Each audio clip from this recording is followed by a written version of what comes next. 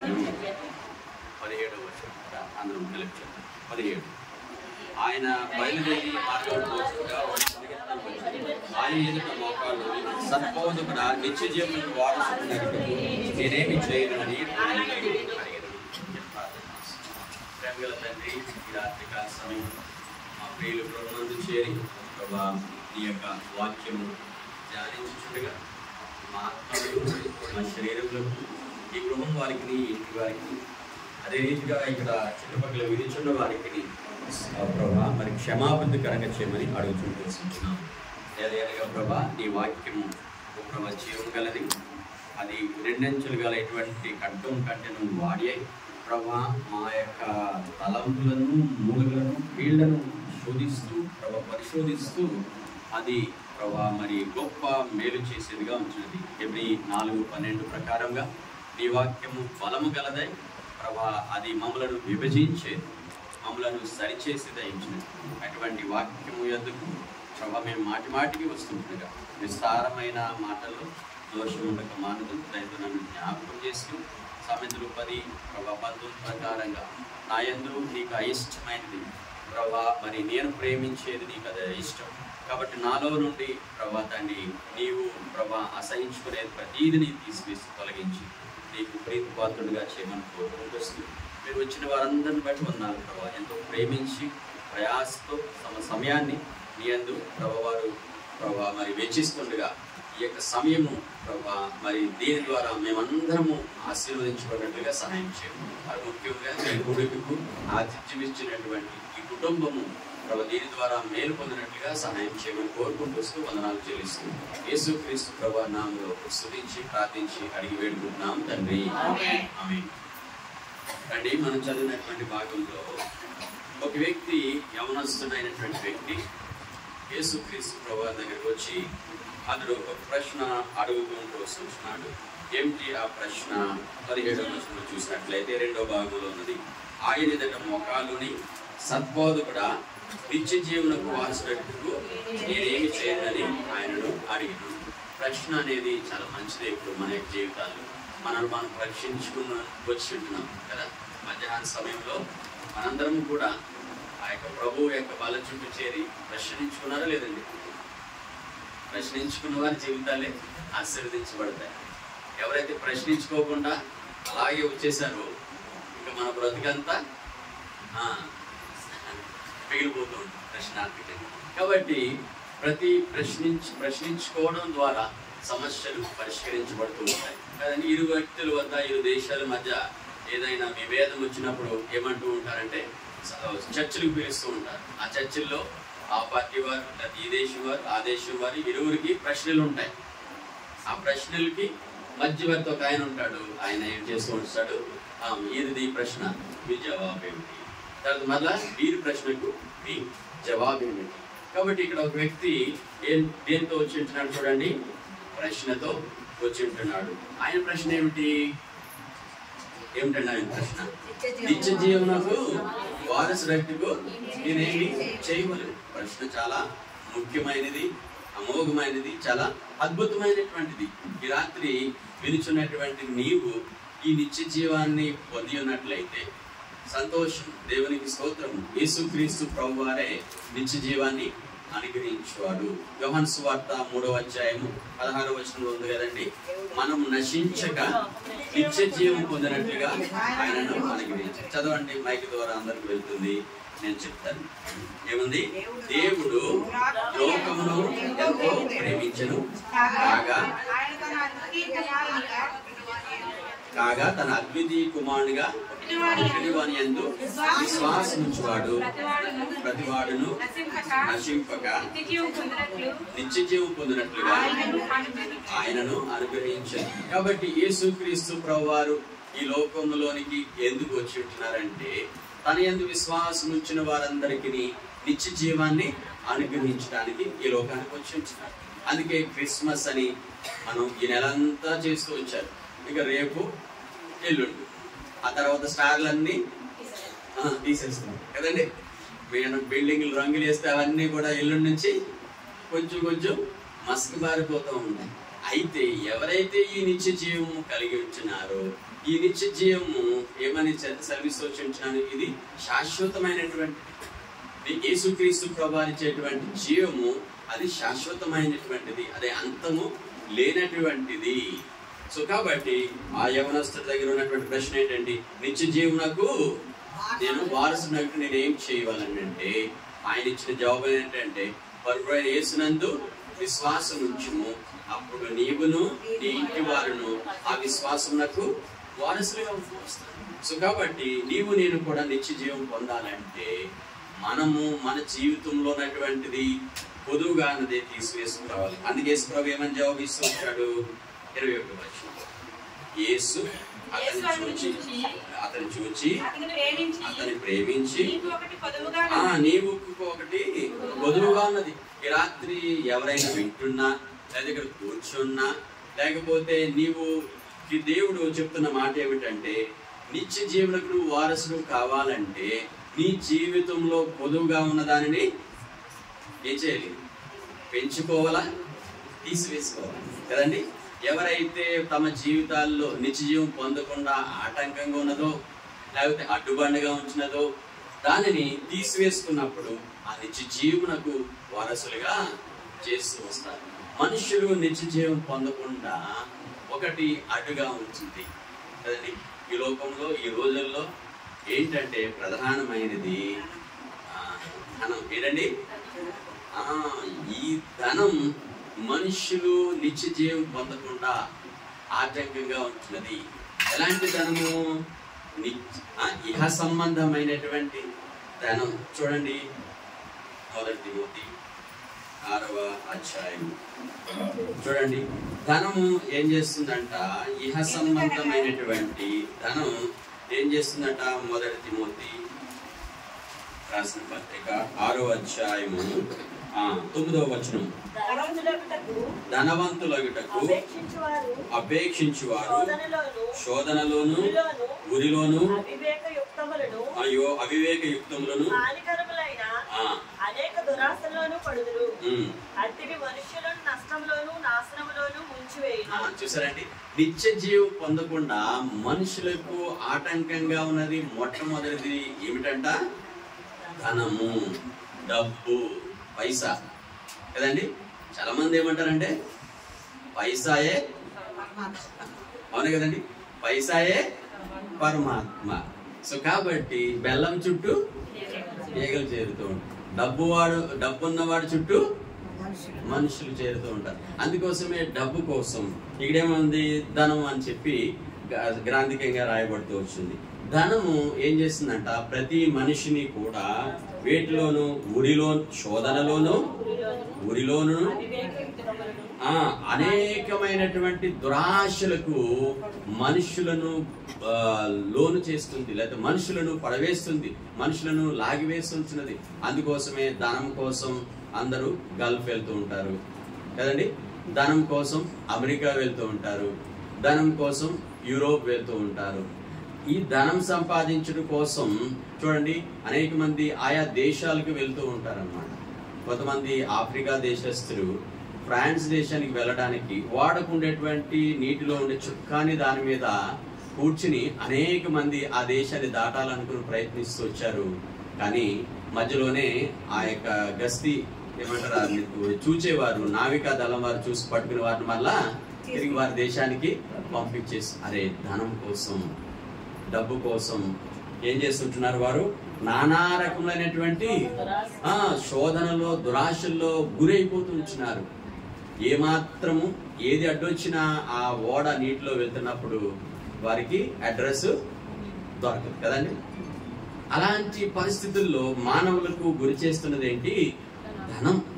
కాబట్టి నీవు నేను కూడా ఈ ధనం అనేది ఇట్స్ ఏ బ్యాడ్ మాస్టర్, అవును కదండి. It's a good servant. నువ్వు ధనాన్ని గనుక యజమానుడిగా ఉన్నట్లయితే, నువ్వు ధనాన్ని ప్రేమించి నీ నెత్తి మీద పెట్టుకున్నట్లయితే, ధనము నేనేం చేస్తుందంట, అనేకమైనటువంటి దురాశలలోను అనేకమైనటువంటి చెడు అలవాట్లకు, సాధారణంగా చెప్పాలంటే చెడు అలవాట్లకు గురి చేస్తుంటాను. ఈ ప్రాంతంలోనే మన పట్టణంలోనే మెంటేవారి తోటలో ఉన్నటువంటి ఒక వ్యక్తి ధనాశ పెరిగిపోయి ఏం చేస్తూ వచ్చింటున్నాడంటే దొంగదనాలు చేస్తూ మొదలుపెట్టింది. కాబట్టి ఒకప్పుడు ఎప్పుడైనా ఏం చేస్తుంది, దురాశ నిన్ను పట్టిస్తున్నది. పోలీసులు పట్టుకుని బాగా చితక్కొట్టి లోపలేసారు, ఏసీ గది ఇచ్చారు కదండి. సో కాబట్టి ఈ ధనం ఒక వ్యక్తిని అనేకమైనటువంటి దురాశలకు నడిపించి అదేం చేస్తుంది, అతని చివరకు అతన్ని నాశనానికి. ఎందుకనగా మొదటి తిమోతి పత్రిక 6వ అధ్యాయము 10వ వచనం. ఎందుకనగా ధనేపేక్ష సమస్తమైన కీడులకు మూలము, అందరూ దానిని ఆశించి విశ్వాసము నుండి తొలగిపోయి నానా బాధలతో తమ్మును తామే పొడుచుకునేది. ఈ ధనం ఏం చేస్తుందంట, ఇట్స్ ఎ బ్యాడ్ మాస్టర్. కాబట్టి నీవు ధనాన్ని నువ్వు ప్రేమించినట్లయితే ధనము నిన్ను ఏం చేస్తుంది, ఒకప్పుడుకి ఒక దినాన్న నీ జీవితంలో ఏం చేస్తూ వస్తుంది, గొప్ప నాశనానికి కీడుకి నడిపిస్తూ ఉంటున్నది. నానా బాధలతో తమ్మును తామే పొడుచుకునేది. కర్ణాటక రాష్ట్రంలో బెంగళూరులో ఒక ధనవంతుడు ఉంటున్నాడు. అతడు చిన్నగా కాఫీ షాపును ప్రారంభిస్తూ వచ్చాడు. ఆ చిన్న కాఫీ షాపు పెద్ద కాఫీ సంస్థగా తయారైపోతూ వచ్చింది. కాఫీ డే మీరు ఎక్కడికి వెళ్ళినా చూడొచ్చు, ఎయిర్పోర్ట్ లోనూ ఆయా స్థలాల్లో ఉంటుంది. పెద్ద ధనవంతుడు అయిపోయాడు. పెద్ద ధనవంతుడు అయిపోయిన తర్వాత ఇప్పుడు ధనమే తన రాత్రి భాగాల్లో నిద్ర లేకుండా చేస్తుంది. ఒకనొక దినాన్న అతడు అదే పట్టణంలో అదే ప్రాంతంలో మైసూర్ కాలువలో పడి ఆత్మహత్య చేసుకుంటూ వచ్చింది. Coffee day master. ఇప్పుడు ఆ సంస్థను తన భార్య నడిపిస్తుంటుంది. ఒక కూతురు కొడుకున్నారు. ఆ సంస్థనంతా ధనం ఏం చేస్తుంటున్నది, తను తాను ప్రాణం తీసుకునే వ్యక్తిగా చేస్తూ వచ్చినది శెట్టి. కాబట్టి ధనం ఆ వ్యక్తిని తన ప్రాణం పోగొట్టుకునేదిగా చేస్తుంది. ఎందుకనగా రాత్రింబగళ్ళు ధనమే. నిత్యము అరికాల నుంచి నడినెత్తి వరకు ధనాశ లేకపోతే ధనం వల్ల వచ్చినటువంటి ఉరులు అతను ఏం చేస్తూ వచ్చినాయంటే ఆ సంస్థను ఎలా నడపాలో, ఎలా నడిపించలేక కొన్ని సమస్యలు వచ్చినటువంటి నష్టాన్ని పూడ్చుకోలేనటువంటి సమస్యలు ఆ వ్యక్తి తన ప్రాణాన్ని పోగొట్టుకుంటూ వచ్చింది. తను తానే కొందరు తమ్మును తామే పొడుచుకుని నాశనానికి గురవుతూ వచ్చింటున్నారు. గల్ఫ్ దేశంలో కేరళ రాష్ట్రం చెందినటువంటి ఒక వ్యక్తి చిన్న కంపెనీ ప్రారంభించి పెద్ద కంపెనీగా అయిపోయింది. జాయ్ అనేటువంటి వ్యక్తి కేరళలో అతని ఇల్లు మరొకటి లేదట. దుబాయ్లో కూడా మంచి విల్లా కట్టి ఉంటున్నాడు. అతి కాస్ట్లీ విల్లా కట్టుకున్నాడు. ధనం తనని చాలా ధనవంతుడిగా చేస్తూ వచ్చింది. చాలా ధనవంతుడు అయిపోయించున్నాడు. అయితే వ్యాపారంలో కలిగినటువంటి నష్టాల్ని తను ఏ రీతిగా భర్తీ చేసుకోలేక తెలియక తనున్నటువంటి అపార్ట్మెంట్స్ నుంచే దూకి ఆత్మహత్య చేసుకుంటూ వచ్చాడు. గత సంవత్సరమే జరిగింది. కోవిడ్ సందర్భంగా కలిగినటువంటి నష్టాల్ని పూడ్చుకోలేక ఆ ధనం విషయమై తన ప్రాణాలని ఆత్మహత్య చేసుకుంటూ వచ్చింటున్నాడు. అయితే దేవుడు నీకు నాకు కూడా సువార్త వినిపిస్తున్నాడు. కాబట్టి దేవుడు ఏమంటున్నాడు చూడండి, మత్తయి సువార్త 7వ అధ్యాయం.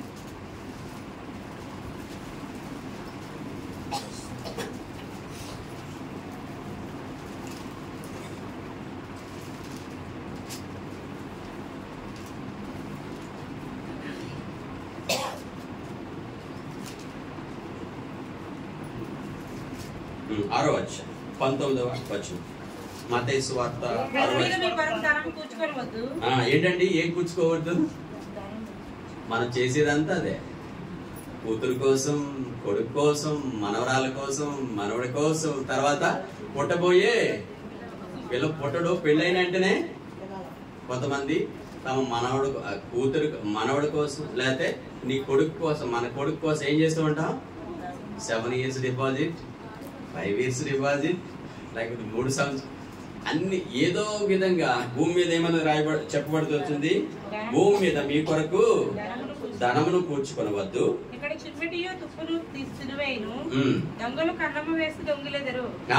సో కాబట్టి ఈ భూ సంబంధమైనటువంటి ధనం ఒకప్పటికి ఎప్పటికైనా నీకు నాకు ఏంటి ఆశీర్వాదాన్ని ఇస్తుందా? ఆశీర్వాదాన్ని ఇవ్వదు. అదేం చేస్తుంది? నష్టము నీకు చేకూరుస్తుంటున్నది. లేకపోతే నీకు అది హాని చేసేదిగా ఉంటున్నది. ఎవరో వచ్చి మరి హాని చేయరు, కానీ ఏంటంటే నీకు హాని తీసుకొచ్చేది ధనం. కాబట్టి ఆ వ్యక్తి కూడా నిత్యజీవం పొందుటకు నేనేం చేయవాలని ప్రశ్నించినప్పుడు ప్రభు ఇచ్చిన జవాబు ఏమిటి? నీకు ఒకటి కొదువుగా ఉన్నట్టు. ఆ కొదువు ఏమిటి తెలుసా? కొదువు కాదు, కానీ నీకు ధనమే ఎక్కువగా ఉన్నది. కాబట్టి నీ ధనమే నీకు శత్రువు. కాబట్టి ఆ ఇతర వ్యక్తి, నేను చెప్పిన వ్యక్తులు ఈ పట్టణంలో కూడా ఉండవచ్చు, మన దేశంలో కూడా ఉన్నారు అనేక మంది.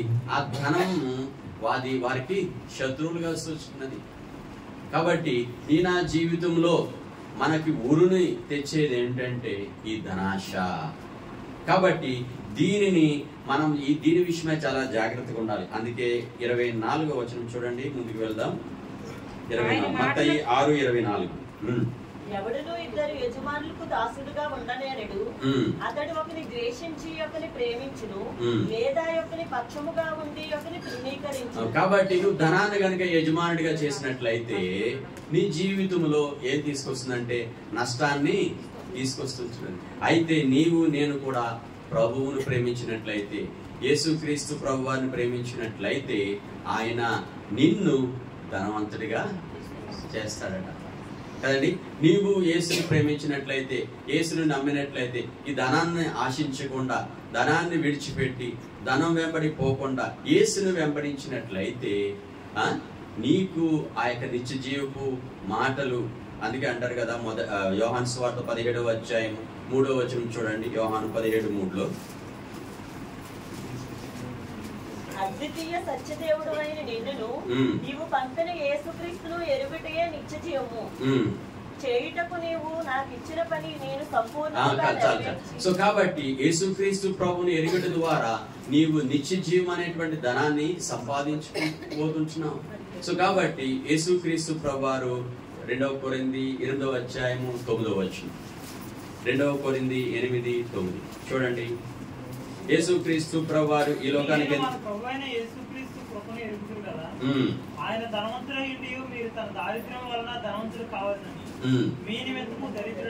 చూడండి, యేసుక్రీస్తు ప్రభువారిని ఈ లోకంలోనికి ఎందుకు దేవుడు తండ్రి పంపించుచున్నాడంటే మనలందరినీ దరిద్రులుగా చేయుట కొరకు కాదు.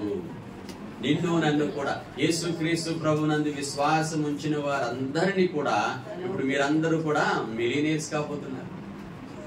రానున్నటువంటి పరలోకంలో మనమందరం కూడా ఎవరంట? దరిద్రంగా అక్కడ ఉండబోము. అక్కడ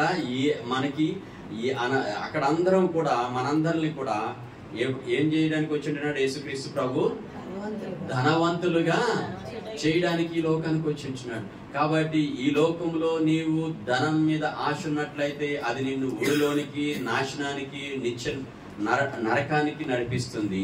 అయితే యేసుక్రీస్తు ప్రభునందు విశ్వాసం ఉంచినట్లయితే ఆయన కృప నిన్ను ధనవంతుడిగా చేస్తుంది. అది ఎలాంటి ధనం అంతా చూడండి, 1 తిమోతి 6వ అధ్యాయం. 1 తిమోతి 6వ అధ్యాయం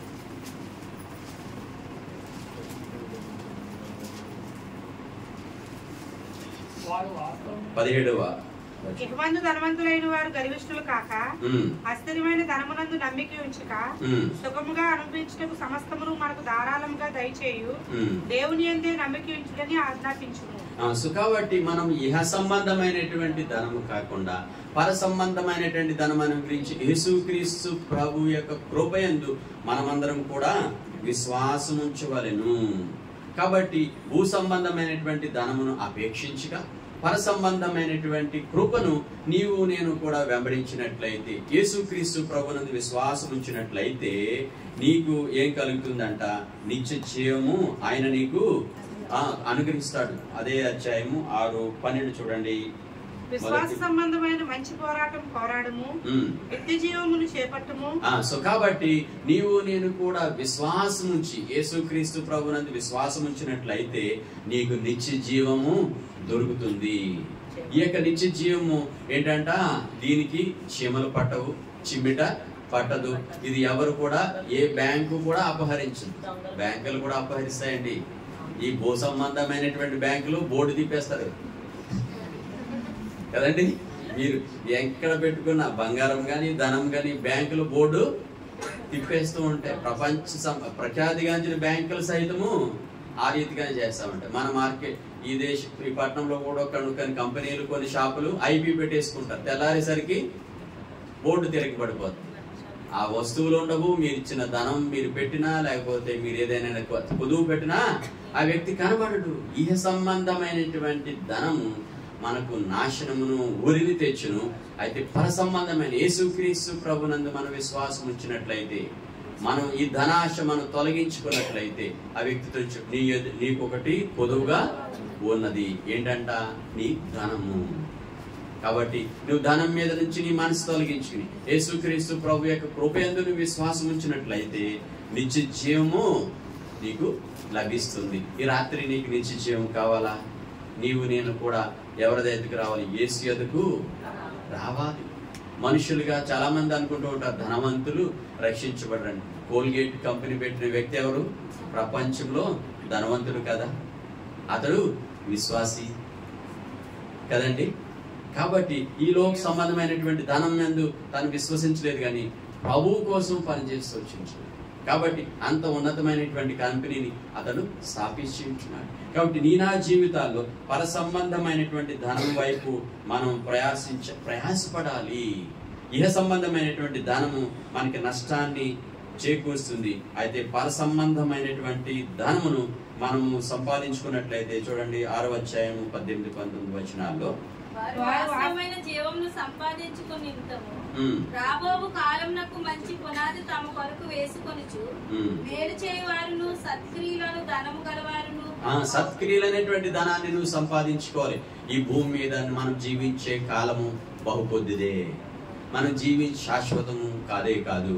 అయితే పర సంబంధమైనటువంటి ధనాన్ని నువ్వు సంపాదించుకున్నట్లయితే ఆత్మల సంపాదన చెయ్యి, ప్రార్థనలో నీ సమయాన్ని వెచ్చించు, ప్రభువుని ప్రేమించి ప్రభువు కోసం ఖర్చు చేసినట్లయితే రేపటి దినాన్న తప్పకుండా నీకును నీ ఇంటి వారినంతటికి క్షేమమును దేవుడు ఇస్తాడు. నీకును నీ ఇంటి వారందరూ కూడా భవిష్యత్తులో రానున్న దినాల్లో నీ బిడ్డలు కూడా ఆయన దేవుడు ధనవంతులుగా చేస్తాడు.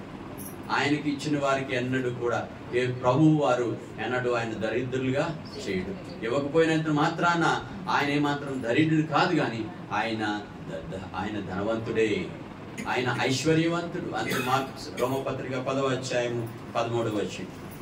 మార్క్స్ వార్త రోమపత్రిక 10:13. ఎందుకనగా ప్రభువు నామమును బట్టి ప్రార్థన చేయవాడు ఎవడో వాడు రక్షింపబడును, వారు విశ్వసింపని వానికి ఎట్టి ప్రార్థన చేయరు. 12వ వచనం. యూదులనే గ్రీసు దేశస్థుని భేదం లేదు, ఒక ప్రభువే అందరికీ ప్రభువు అయి ఉండి తనకు ప్రార్థన చేయి వారందరి ఎడల కృప చూపుటకు ఐశ్వర్యవంతుడై ఉన్నాడు. ఆయన ఐశ్వర్యవంతుడు. నీకు ధనము కావాలంటే ఇవ్వలేడా? నీకు ఎంత ధనము కావాలన్నా ఇస్తాడు. ఇచ్చిన తర్వాత ఏమవుతుంది, మనం దాన్ని ఎక్కడ పెట్టుకోవాలో నీకు తెలియదు. దొంగలు వస్తారని లేకపోతే దోచుకుపోతారని నువ్వు మంచం కింద లేకపోతే వంటగదిలోను లేకపోతే ఎక్కడో లేకపోతే నువ్వు వడ్డీ వాళ్ళకి ఇస్తావు. ఆ డబ్బు సొమ్ము తీసుకుని వెళ్ళు, ఈ పట్టణాన్నే విడిచిపెడతాడు. కాబట్టి ధనం ఈ భూ సంబంధమైనది కాదు, కానీ పర సంబంధమైన ధనాన్ని కూర్చుకోవాలి. ఎందుకనగా మనం ఆరాధించే దేవుడు, మనం ప్రార్థించే దేవుడు, మనం సువార్త చెప్పే దేవుడు ఎలాంటి వాడంట? ఐశ్వర్యవంతుడు. నీకు కావాల్సినటువంటి ప్రతిదీ కూడా తగిన కాలమందు తగినదిగా ఇచ్చే దేవుడు. అందుకే మనం ఎక్కువగా ఆశించకూడదు ధనాన్ని. ఎక్కువగా ఆశించినట్లయితే ఆ ధనం నిన్ను దేవుడికి దూరంగా చేస్తుంది. అందుకే యేసుక్రీస్తు ప్రభువారు ఆ వ్యక్తితో చెప్పి ఉంటున్నాడు, నీ కోటి పొదువుగా ఉన్నది ఏంటి? ధనము. ఇహ సంబంధమైనటువంటి ధనం క్రీస్తు యొద్దకు మనల్ని రాకుండా చేస్తుంది. కాబట్టి ఈ ధనాన్ని మీద నీ మనసు తీసివేసి ప్రభువైన యేసునందు విశ్వాసం ఉంచుము, అప్పుడు నీవును నీ ఇంటి వారును రక్షించబడు. రెండవదిగా త్వరగా చూపించి నేను ముగిస్తాను. చూడండి యోహాను సువార్త, లూకా సువార్త 10వ అధ్యాయము 39వ వచనం. లూకా 10. ఆమెకు మరియా అని సహోదరి ఉండెను. ఈమె యేసు పాదముల మీద కూర్చుండి ఆయన బోధ వినిచుండెను. మార్త విస్తారమైన పని పెట్టుకుని చేత తొందరపడి ఆయన యొద్దకు వచ్చి, ప్రభువా, నేను ఒంటరిగా పని చేయుటకు నా సహోదరి నన్ను విడిచిపెట్టినందున నీకు చింత లేదా? నాకు సహాయం చేయమని ఆమెతో చెప్పుమనెను. అందుకు ప్రభువు మార్తా అనేకమైన పనులను గురించి విచారం కలిగి నీవు అనేకమైన పనులను గురించి విచారం కలిగి తొందరపడుచు. మనము ఇహ సంబంధమైనటువంటి వాటి విషయాల్లో మనం చింత కలిగి ఉంటాం. మనందరికీ కూడా చింత. ఉదయం భోజనం చేస్తే సాయంత్రం ఏం కూర వండాలి? సహోదరులు వెంటనే ఏం కూర వండమంటారండి? సాయంత్రానికి భోజనం తిని అరగదు, చెయ్యి కడుక్కోకముందే సాయంత్రానికి ఏం కూర. అరే చింత, ఈ సంబంధమైనటువంటి విచారములు. మార్తా నీవు అనేకమైన పనుల మీద నీవు విచారపడుచుంటున్నావు. ఈ చింత యావత్తును మొదటి పేతురు 5:5 ఏమనుంటుంది?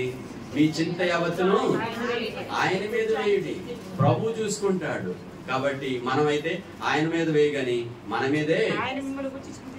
సో దేవునికి తెలుసు. అయితే మనం ఏం చేస్తూ ఉంటామంట? మనం ఎలాంటి వరం అంటే మనం చాలా గ్రేట్ విశ్వాసం. ఎలాంటి వరం అండి? సాధారణమైన విశ్వాసం కాదు, మనందరం కూడా చాలా గొప్ప విశ్వాసులు. కాబట్టి అందుకే ఎక్కువ చింత అన్నమాట. అన్నయ్య గారు వస్తారు, ఏం వండాలి, ఏం కాపీ చేయాలి, ఇలాంటి చింత కంటే ప్రభు నాతో ఏం మాట్లాడతాడు, ప్రభు నేనేం చేయాలని ప్రభువుని గురించి చింత కలిగి ఉండాలి. అందుకే మార్తా నీవు అనేకమైన పనుల మీద విచారం కలిగి ఉంటున్నావు. కాబట్టి విశ్వాసమైనటువంటి మనం చూడండి ఎలా ఉంటాం. మార్కు సువార్త 4వ మార్కు సువార్త మనం ఎలాంటి విశ్వాసం అంట చూడండి. 18-19 వచనాలు. ఇతరులు ముండ్ల పదుల్లో వ్యక్తపడిన వారు వీరు వాక్యము ఇందురు గాని ఐక్య విచారములను. చూడండి ఏంటంటే 3వ తరగతి విశ్వాసులు వీళ్ళందరూ టైప్ 3. ఎలా అంట? వాక్యం వింటారు, ఆరాధన చేస్తారు, అనండి అన్ని పనులు బాగానే చేస్తారు, కానీ చింతలు మాత్రం మానదు. ప్రభువు మీద మాత్రం ధ్యాస ఉండదు. యేసుక్రీస్తు ప్రభువుని ఇంటికి పిలిచింది మార్తా, మంచిగా సిద్ధపరుస్తూ ఉంటున్నదాన్ని, కానీ చింత, నీ చింతే నేనేం చేస్తూ ఉంటున్నదంట. చూడండి అక్కడ చదివినట్లయితే వచనం, విచారములను ధనమోసమును మరి ఇతరమైన అపేక్షలను లోపల చుచ్చి వాక్యంను అణిచివేయట వలన అది నిష్ఫలమగును. చూడండి, నువ్వు ఎంత వాక్యం విన్నా ఇహ సంబంధమైనటువంటి భూ సంబంధమైనటువంటి చింతను కలిగి ఉన్నటువంటి, అనగా శరీరానుసారమైనటువంటి మనసు కదండి, శరీరానుసారమైనటువంటి మనసు నిన్నేం చేస్తుందంట? నువ్వెంత వాక్యం విన్నా, ఎంత ఆరాధన చేసినా, నువ్వెంత భక్తిగా జీవించినా అది నిన్ను నిష్ఫలంగా చేసేస్తుంటున్నాడు. సో కాబట్టి యేసు ప్రభు ఏమంటున్నాడు? మొదటి పేతురు 5:5 మీ చింత యావత్తు ఆయన మీద వేయము. సో కాబట్టి మనం చింత ఆయన మీద వేయము. మార్తా తన చింత మొత్తం తీసేసుకుంది. గొప్ప విశ్వాసగా కనపరచుకోరింది ఆ బేతనీయ గ్రామంలో, ఆ చుట్టుపక్కల ఎవరిల్లు యేసు నేను మంచి విందు చేశానని. కాబట్టి ఐక్య విచారమైనటువంటి చింత మనలను మన విశ్వాసపు పందిపు రంగంలో నిష్ఫలులుగా చేసి వస్తుంది. ప్రభువు కోరినటువంటి స్థితిలో నీవు ఉండట్లేదేమో. కాబట్టి నేను కూడా ఈ రాత్రి ఎటువంటి చింతున్నా, ఓకే, మన యొక్క జీవితాల్లో ఎటువంటి విచారంలో నన్ను ప్రతిదీ కూడా ప్రభువు మీద వేసినట్లయితే, ప్రభు నమ్మదగినటువంటి దేవుడు, నీవు నమ్మినటువంటి ప్రభు నమ్మదగినటువంటి దేవుడు, నీ చింత యావత్తు ఆయన మీద వేసినట్లయితే ఆయన తప్పక నీ చింతను తొలగిస్తాడు. నీ చింతను తీసివేసి ప్రభువు నీకు కావాల్సింది, నీకు కోరింది ప్రభు ఇచ్చే దేవుడు అంటున్నాడు.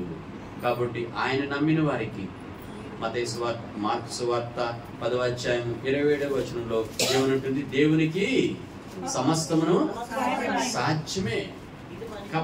కాబట్టి దేవునికి all things are possible with God. నువ్వు దేవుని నమ్మినట్లయితే నీకు ఏ చింత ఉన్నప్పటికీ కదండి, ఏ చింత ఉన్నప్పటికీ ఆయన నీ ప్రతి చింతను తొలగించే దేవుడు. ఆయన నిన్ను గూర్చి చింతించుచున్నాడు. ఆయనకి రాత్రింబగళ్ళు నిన్ను గూర్చి చింత ఆయనకు ఉన్నది. కాబట్టి మన చింత యావత్తు ఈ రాత్రి ఆయన మీద వేసినట్లయితే ప్రభువు నీ చింతను తొలగిస్తాడు. నీ విచారమును ఆయన కొట్టివేసి నీకు నాకు కూడా ఆయన గొప్ప నిరీక్షణ ఆయన నీకు నాకు కూడా ఇచ్చి ఉంటున్నాడు. అందుకోసమే ఆయన ఈ లోకంలోనికి వచ్చి ఉంటున్నాడు. ఈ లోకంలో ఆయన జన్మించి నీకు నాకు కూడా ప్రతి చింతను తీసివేసి గొప్ప నిరీక్షణను ఇచ్చి ఉంటున్నాడు. యేసుక్రీస్తు ప్రభువు యొక్క జన్మము అదే మనకు మాట్లాడుతూ వచ్చి ఉంటున్నది. ఎందుకు ఆయన ఈ లోకానికి వచ్చిందంటే మరి చింత కలిగిన చింత పాడుతూ మనం పాడాము కదండి, చింత విచారంతో నిండి ఉన్నటువంటి ప్రజలకు ఆయన వెలిగి ఇవ్వడానికి ఈ లోకంలోకి వచ్చి ఆ చింత యావత్తు తీసివేసి ఆయన ఒక నిరీక్షణ ఇస్తూ వచ్చి ఉంటున్నాడు. చీకటిలో ఉన్నటువంటి మానవాళ్ళంతటికీ కూడా ఒక నిరీక్షణ ఇస్తూ వచ్చాడు. ఏంటంటే మనందరం కూడా ఆ యొక్క నిత్య జీవముకు పాలువారిగా చేయాలని ఆయన మన చింతలన్నీ తొలగించి మనలను సమాధాన మార్గంలోనికి నడిపించుట కొరకై యేసుక్రీస్తు ప్రభువారిని ఈ లోకంలోనికి తండ్రి అయినటువంటి దేవుడు పంపించుంటున్నాడు. ఆ ఉద్దేశం ఏంటంటే మనలను ధనవంతులుగా చేయడం కొరకై.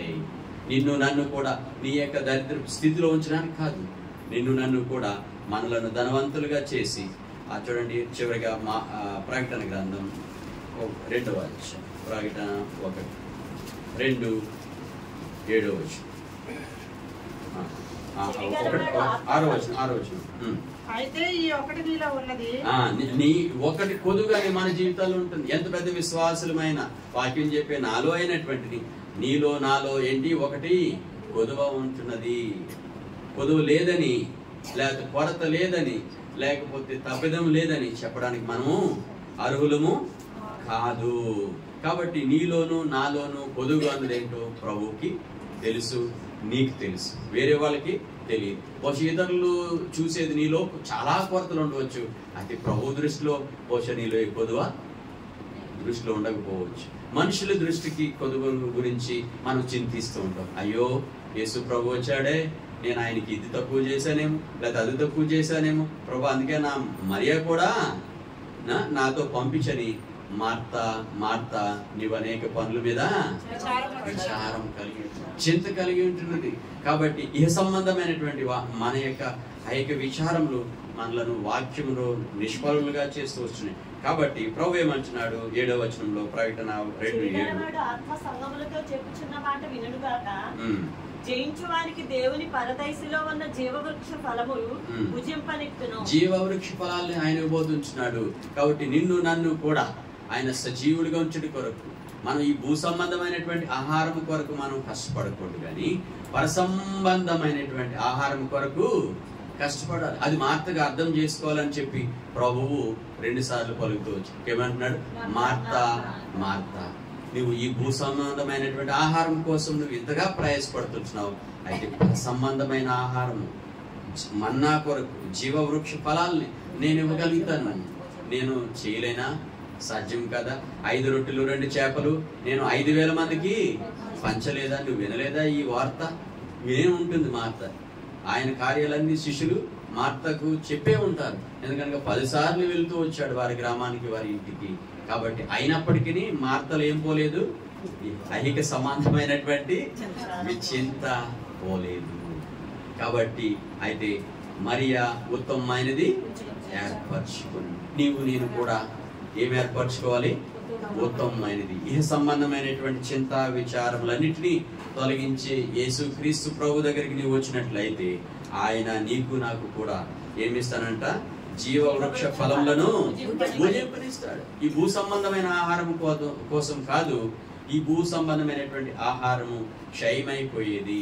అయితే ప్రభువు కోరుకుని ప్రభువు నీకు నాకు కూడా ఈ పరసంబంధమైనటువంటి ఆ యొక్క జీవవృక్ష ఫలాల్ని మన్నాను మనకి ఇచ్చి ఉంటున్నాడు. దేవి వాక్యము ఇది ఎన్నటికీ తరిగిపోదు. ఎంత చదివినా ఎప్పుడు చదివినా నూతనంగా కనిపిస్తుంటున్నది. కాబట్టి అటువంటి ఆహారము కాబట్టి నీవు నాకు కూడా ప్రభువే అంటున్నా. అందుకే జీవాహారము నేనే. కాబట్టి ఈయన మాటల యందు నీ విశ్వాసం ఉంచినట్లయితే ఆయన నీ జీవితంలో ఉన్నటువంటి కొదువును తీసివేసి నీకు నాకు కూడా ఆ శ్రేష్టమైనటువంటి పరసంబంధమైన ధనవంతులుగా చేస్తూ ఉంటాడు. ఆ తర్వాత నీ చింత విచారంను తీసివేసి ఆయన జీవ వృక్ష ఫలములు నీకు ఆయన భుజింపనిచ్చే గొప్ప ధన్యత ఆయన నీకు రాబోన్న దినాల్లో నూతన సంవత్సరంలో ఈ కుటుంబానికి ఈ మాటలు వినిచిన ప్రతి ఒక్కరికి దయచేయను గాక. ఆమేన్. మోకరించండి, ప్రార్థన చేసుకుందాం. మోకరించడం.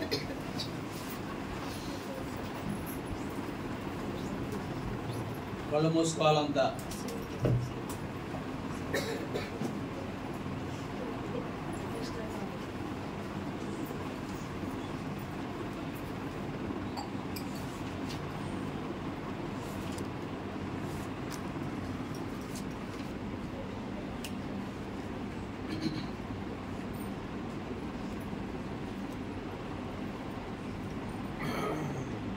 మానవులెంతో చెడిపోయిరి, మరణించెదామని తలపోయక.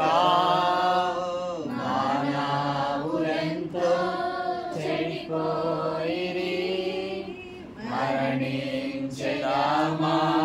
తలపోయక. ఎరుగారు మరణము ధిక్కారమని, నరకమున్నదని వారెరుగారు. ఎరుగారు మరణము ధిక్కారమని, నరకమున్నదని వారెరుగారు. చూడుము ఈ క్షణమే కల్వారిని, ప్రేమ ప్రభువు నీకై నిలచుండెను.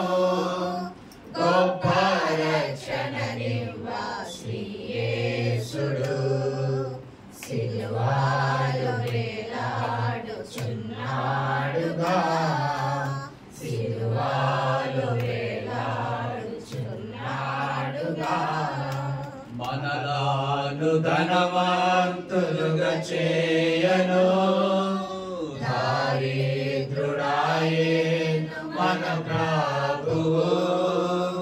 మనలను ధనవంతులుగా చేయను, దారిద్రుడాయేను మన ప్రభువు.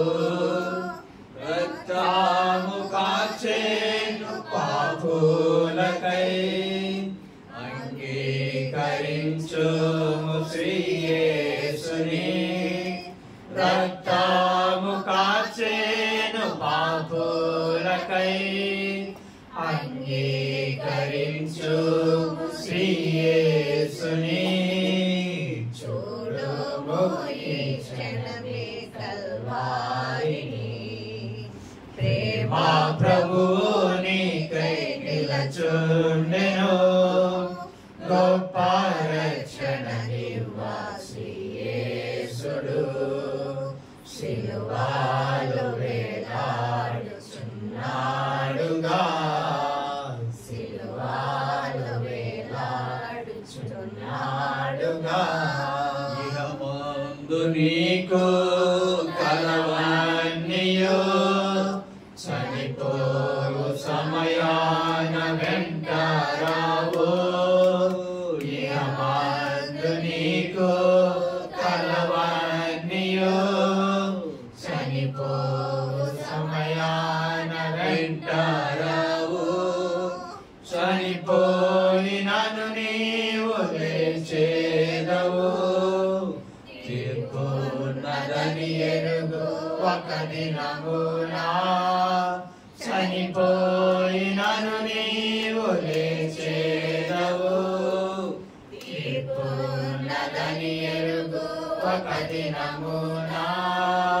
చూడుము ఈ క్షణమే కల్వారిని, ప్రేమ ప్రభువు నీకై నిలచుండెను. గొప్ప రక్షణనివ్వ శ్రీ యేసుడు, సిలువలో వేలాడుచున్నాడుగా, సిలువలో వేలాడుచున్నాడుగా. పరిశుద్ధుడైన మా తండ్రి, నమ్మకమైన మా ప్రభువా, నీ వందనాలు చెల్లించుకుంటున్నాను. నేటి దినములో వాక్యందు నిన్ను ఘనముగా ఆరాధించడానికి ఆరాధన అంతట్లో తోడై ఉన్నాను. తిరిగి రాత్రి వేళ ప్రియుడు సహోదరుడు జగన్మోహన్ రావు గారు, అలాగే తన భార్య జయలక్ష్మి ప్రేమించిన కుమారుడు ప్రకాష్ను బట్టి నీకు వందనాలు. ఈ గృహం దగ్గరికి సంఘంగా వచ్చాం. పొరుగు వారు కూడా నాగలిగిన దేవా, నీ స్వరమును మాకు వినబడి చేస్తున్నారు, నీ ముఖమును మాకు కనబడనిచ్చినారు. నీ స్వరము మధురము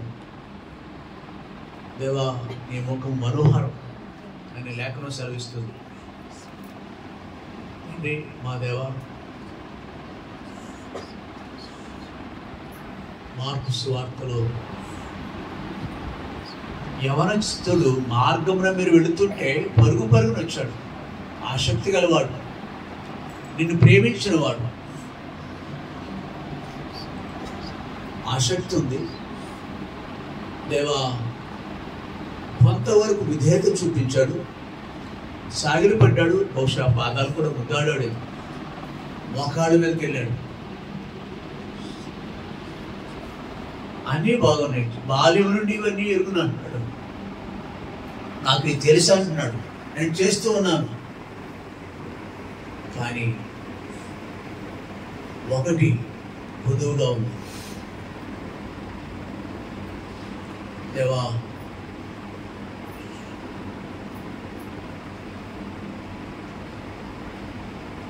ఆకాశం మహాకాశం పట్టచాలని దేవుడు తన నిమిత్తమే భూమి మీదకి వచ్చి ఉంటే ఆ ధనానికి ఇచ్చిన స్థానము హృదయంలో, తన హృదయంలో ధనానికి ఇచ్చిన స్థానము ఆకాశం మహాకాశం పట్టచాలని దేవునికి ఇవ్వలేకపోయినాడు. తుచ్చమైన నీచమైన ప్రాణాంతకంగా ఉండే ఈ ధనము అనేకులకు ప్రాణాంతంగా ఉంటుంది. అది అనేకులు దాన్ని నమ్మి తమను తాము పొడుచుకుంటున్నారు. ఇది మా కళ్ళారా చూస్తున్నాం.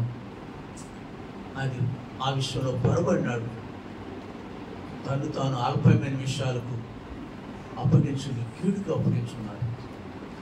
మేము అలా ఉండకూడదని మాకు జ్ఞాపకం చేసిన సత్యాన్ని బట్టి నీకు వందనాలు. తన విచారము ధనం మీద అలాగే అదే స్థితిలో ఉంది సహోదరి మార్త. తను ఇంటికి ఆహ్వానించింది మార్త, తను ఎంతో ప్రేమించింది మార్త. తను ఎంతో ప్రేమించి మంచి ప్రభా వంటకాలు కూడా సిద్ధపరుస్తుంది. కానీ ఒకటి కొద్దిగా ఉంది, యేసు పాదాల దగ్గర గడిపేస్తాం. ఇవాళ మాలో కొందరు మార్త వారి ప్రభువుకి ప్రథమ స్థానం ఇవ్వకుండా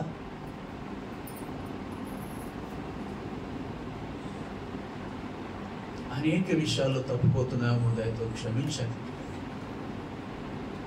క్షణికమైన వాటిని బట్టి ప్రభువును ధృవీకరిస్తున్నారేమో మాలో. అవి నీచమే. ప్రభు స్థానాన్ని ప్రభుకి ఇవ్వకుండా, సమయాన్ని ప్రభుకి ఇవ్వకుండా, మా శక్తిని మాకు ఇచ్చిన ఈవులు ధనధాన్యాలు ప్రభుకి ఇవ్వకుండా బెగబట్టే బ్రతుకు అది మార్తలో కూడా ఉంది.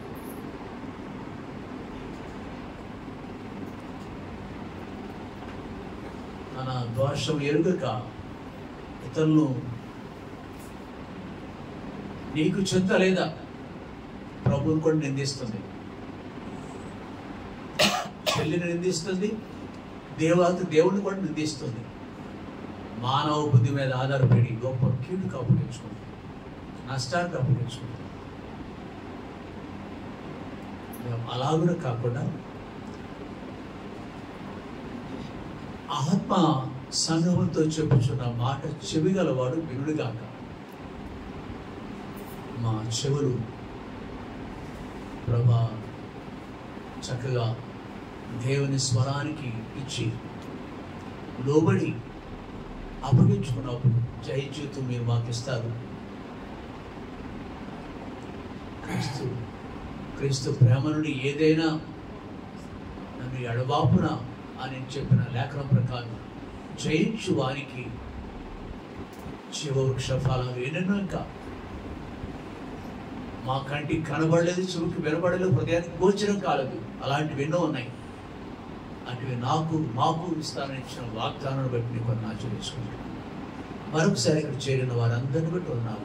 దూర ప్రాంతమైన ఉండి గ్రామం నుంచి కూడా ప్రతి నైట్ మీటింగ్కి రావటంలో ఉద్దేశం ప్రేమించే వారిగా ఉన్నారు.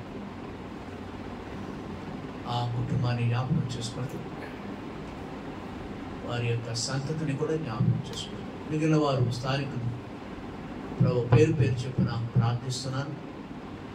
ఒక్కొక్కరిని దీవించండి. ఎంతో ప్రయాసతో దూర ప్రాంతం నుండి అనేకమైన ఇబ్బందులు ఇరుకులు అయినప్పటికీ సకాలంలోనే ఈ కూడికకు హాజరు కావాలని ప్రయాసతో వచ్చిన జోసఫ్ను పెట్టి కూడా ఉన్నారు. ఈ సమయానికి వచ్చే పరిస్థితి తనకు లేదు, కానీ ప్రభా మీరు అద్భుతం చేశారు. ఇంటి వారికి కూడా సంతోషంలో పరిపూర్ణం చేసినందుకు ఉన్నాను. అలాగున ప్రియుడు ప్రకాష్, డిపిఎం ప్రకాష్ కూడా జ్ఞాపకం చేసుకుంటున్నాను. మిగిలిన వారందరినీ పేరు చెప్పి జ్ఞాపకం చేసుకుంటున్నాను. ప్రకాష్ విషయంలో తల్లి తండ్రి కలిగి ఉన్న భారము చెంత ఉంది. లేఖనాల ప్రకారం మా చెంత యావత్తు నీ మీద వేయమని లేఖనాన్ని సెలవిస్తుంది. దానికి సమయం ఉంది అన్నారు.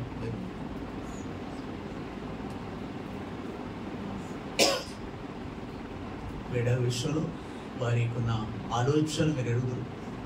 నిశ్చితము ఆ బిడ్డ పక్షాన్ని నెరవేర్చి మీరు మహిమ పొందండి. మీరే అద్భుతం చేయండి. తల్లి యొక్క వాంఛను మీరు తీర్చి మీరు మహిమ పొందండి. ప్రకాశ్ కావాల్సిన జ్ఞానము, వివేచన, సమయోచితమైన శక్తిని ఆ బిడ్డకి ఇవ్వండి. ఆ పనిచేసే స్థలంలో అధికారుల యొక్క మనను పొందాలి. దినదినము ప్రభా డిపార్ట్మెంటల్ జ్ఞానాన్ని పెంపొందించుకునేటప్పుడు సహాయం చేయండి. ఇంకా పబ్లిక్ అవేర్నెస్ దాన్ని ఇంకా కలిగి ఉండాలి. ఆ విషయంలో కూడా ఆ బిడ్డ పక్షాన ప్రార్థన చేస్తుంది.